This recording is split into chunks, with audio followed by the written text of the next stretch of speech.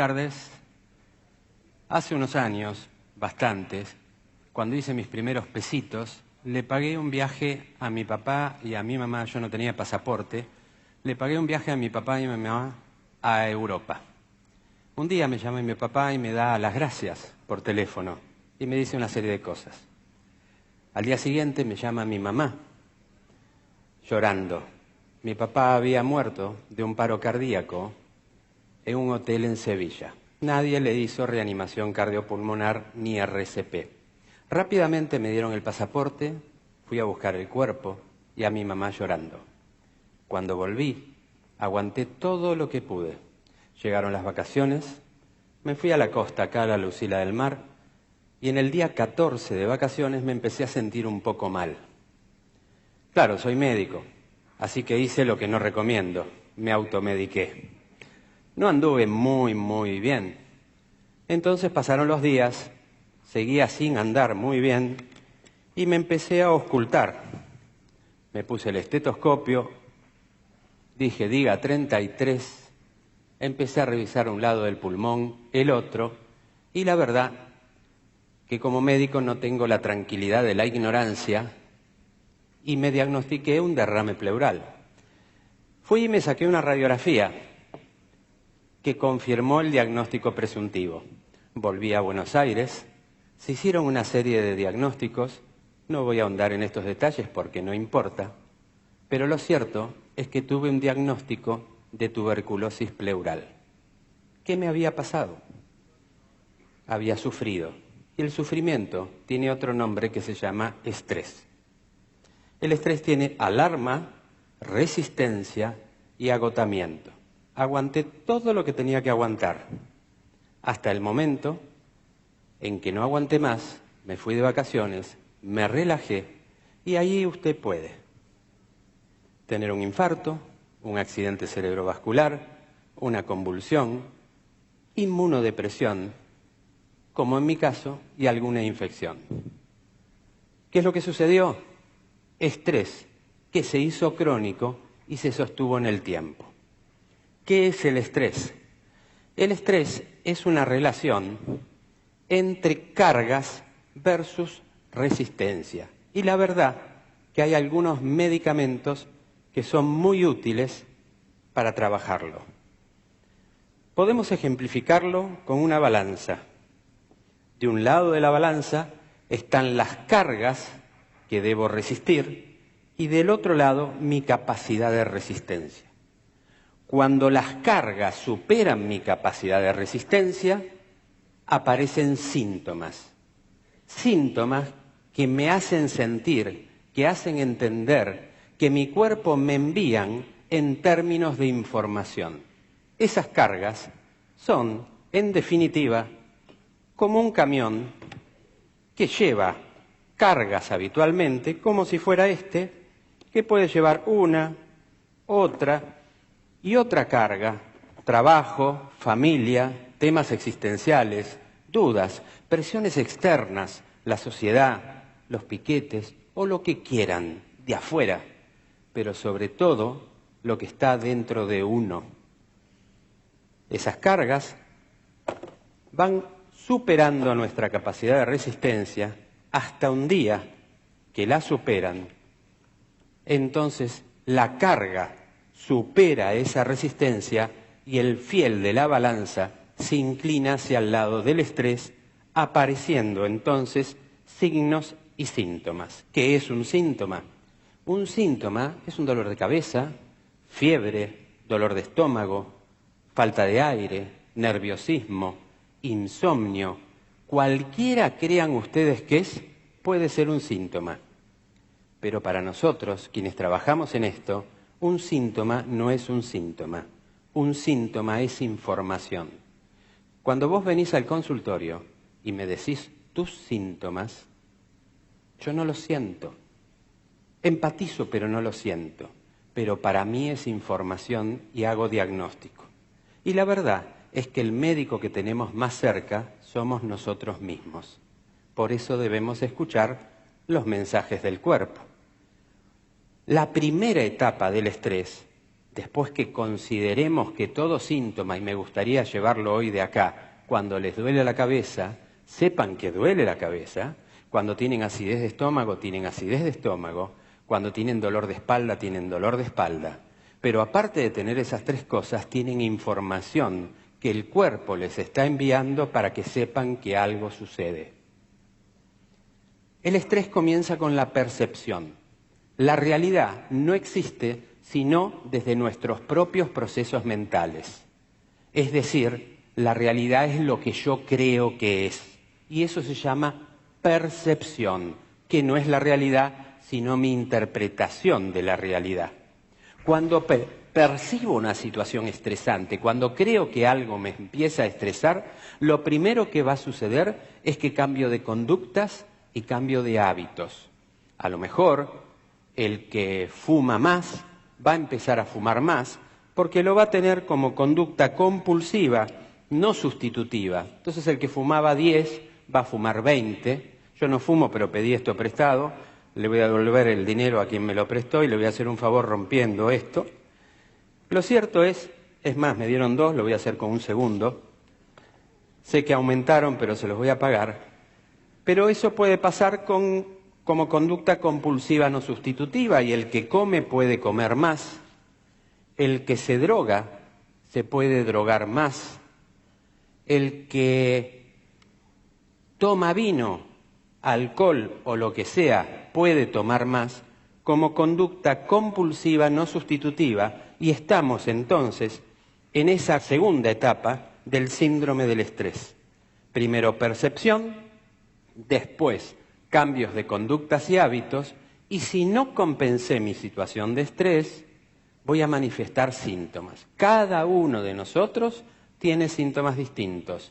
Algunos será dolor de cabeza, otros miedo, otro insomnio, otros dolores musculares, otro alteración en la concentración, juicio, memoria, otros acidez gástrica. Cualquier síntoma, lo que pasa que cada uno de nosotros en general tenemos 1 o 2 síntomas.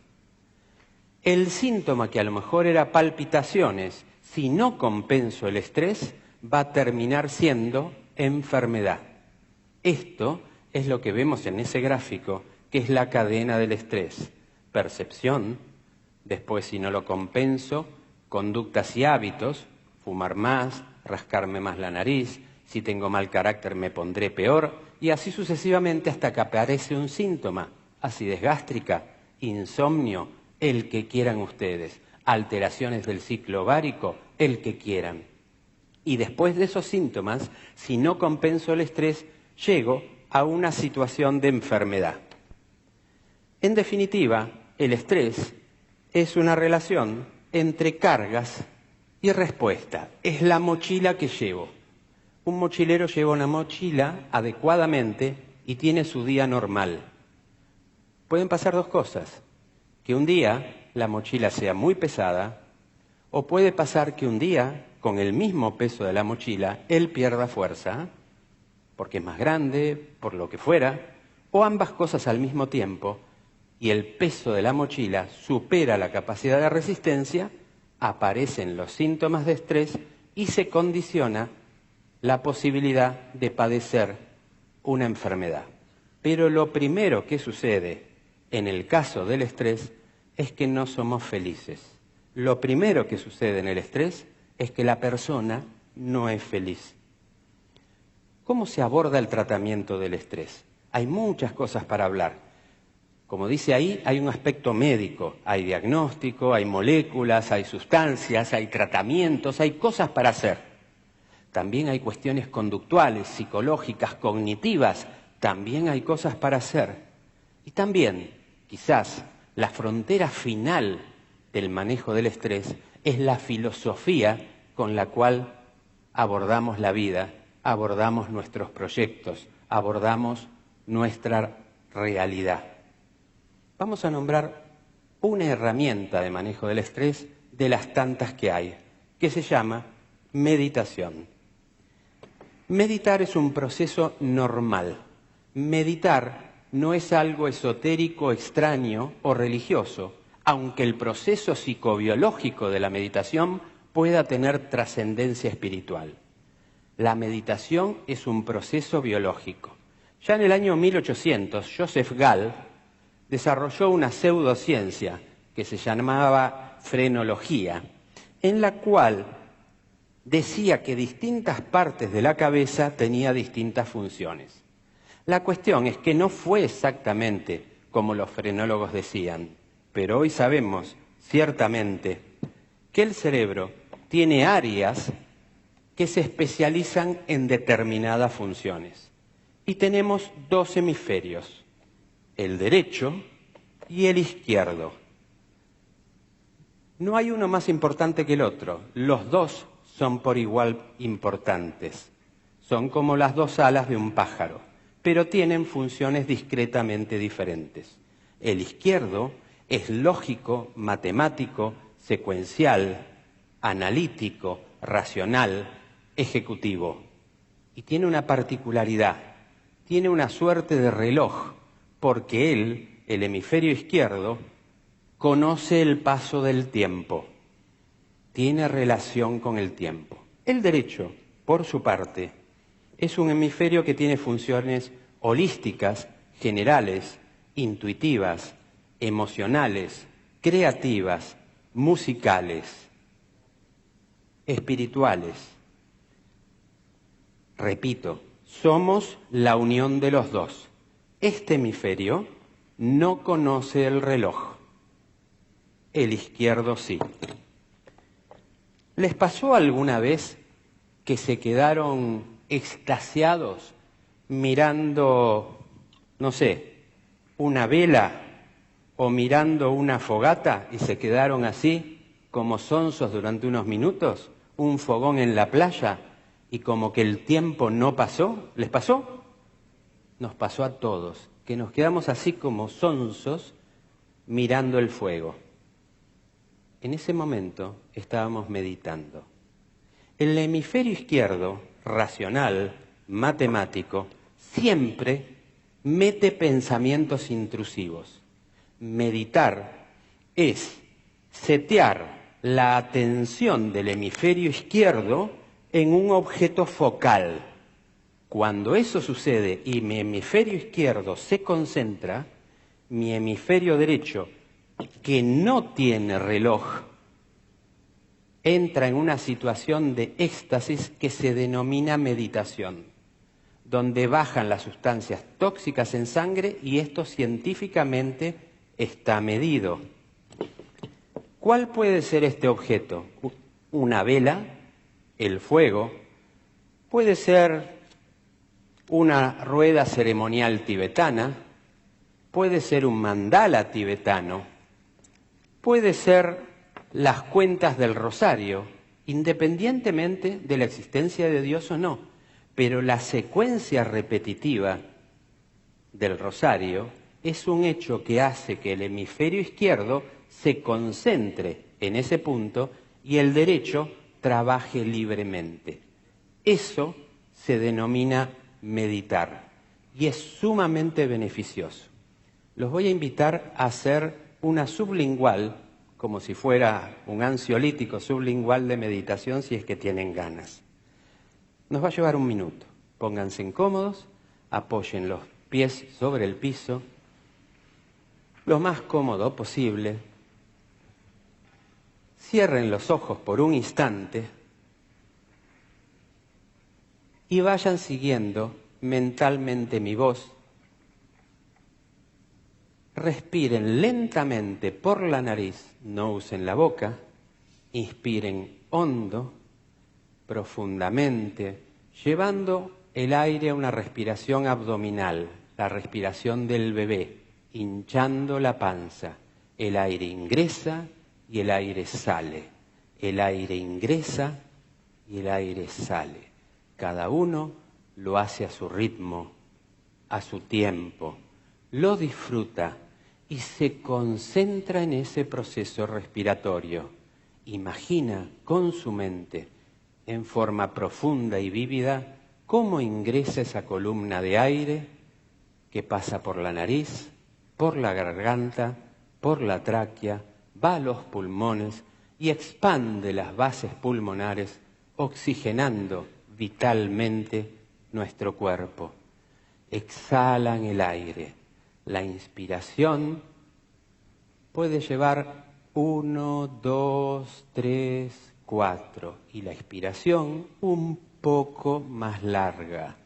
Y lo volvemos a hacer una vez, lo volvemos a hacer otra vez, y en la medida que nuestra mente esté concentrada en ese proceso respiratorio de inspiración y expiración, nuestro cerebro, el hemisferio izquierdo, se estará concentrando en él, permitiendo paz, serenidad y armonía.